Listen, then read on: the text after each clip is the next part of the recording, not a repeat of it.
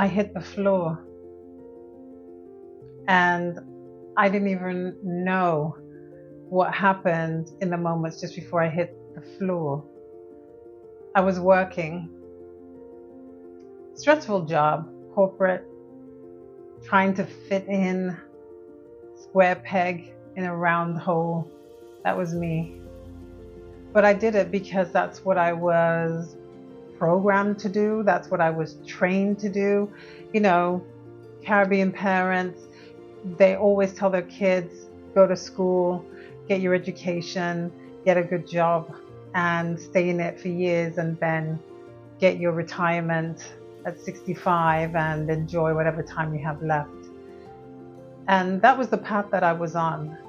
So that day, when I came home from work, I made it home, was feeling a little lightheaded, but didn't really think anything of it. I thought, I probably forgot to eat again, so I'll have dinner when I get home, even though it was late in the evening.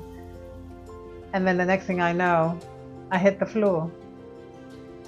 My boyfriend raced me to the hospital, and I was in the emergency department for hours trying to get a diagnosis as to what was going on. And what they said was that you seem normal. All of your readings seem to be normal. And then there would be a fluctuation and my blood pressure would be almost off the scale. And they didn't know why that was.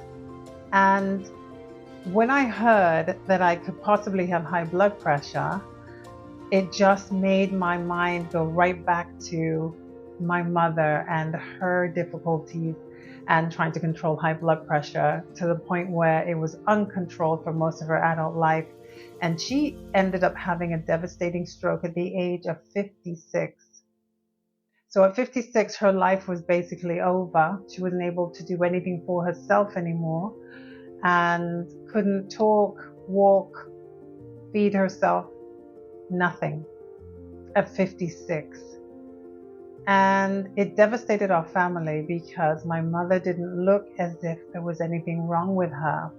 When you hear that high blood pressure is a silent disease, it's true. There are no warning signs because she wasn't obese. She didn't eat terribly. She ate very well because she herself is a registered nurse. So she knew about health and how health mattered. She did everything that the doctors told her to do, followed all of the steps, took all of the medications on time, did a restricted diet, all of those things, and she still had a devastating stroke at 56. And then complications and complications and complications until her eventual death.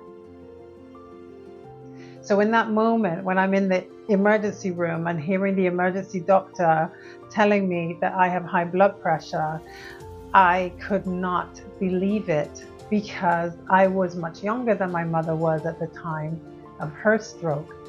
But it made me wonder, am I going to end up like her?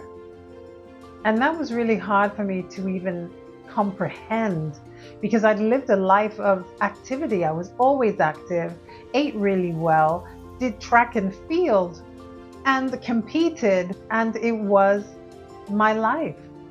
I never thought that I would have to hear the words high blood pressure in relation to me at the age I was.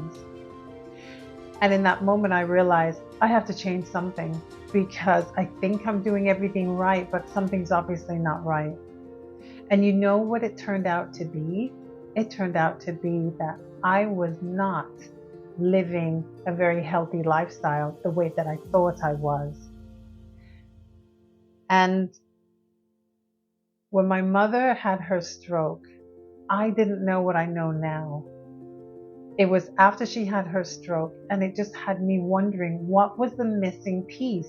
What did she not do that brought about this horrible event? And it took 3 years. The missing piece was the stress management. That's what was missing. That's what was missing from my mother and how she dealt with stress. And that is what I was affected with. And that's why I had the collapse. And that's why I ended up in the emergency room and had to figure out how to deal and manage with high blood pressure symptoms.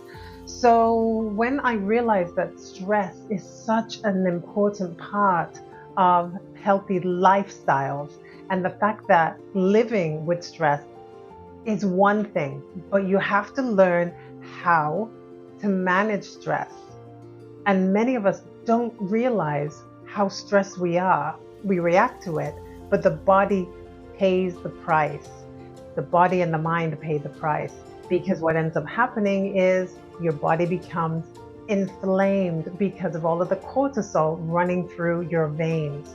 When cortisol is unrelenting, it starts to have an inflammatory response in your body. That can lead to high blood pressure, that can lead to kidney damage, that can lead to type 2 diabetes and high cholesterol, and even with weight that you cannot lose.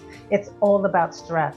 So when I realized that even though I was living a healthy lifestyle, the stress that I was under from the job that I hated, the difficulties of getting there with the commute and the stress and all of that, and the microaggressions that I had to deal with, especially being one of the only Black women in the entire department. It was a lot. And I thought that with having a healthy lifestyle that would be enough, but it wasn't, because it was an ongoing, everyday experience going to a job that I hated. So when I realized that sometimes you cannot change the things that you want to change, but you can change your response to them. And that's a part of healthy living as well. So I learned that, and that then led me down the rabbit hole of what else can we do to manage stress so that we can actually get the benefit from living a healthier lifestyle. So that's what it's all about. If you want to know more about how you can live a healthier lifestyle and have true freedom, because true freedom comes from health freedom. If your health is great, then you have freedom. But even if you have $1 million and your health is not good, then the only thing that you tend to think about is going to be how to get rid of the disease or the problem that you're having with your health. So let's not go down that path. Let's learn to live with health freedom, to have true freedom. If you want to know more, then comment freedom below, and I'll be happy to share with you. I'm Rosemary House, and we'll see you next time.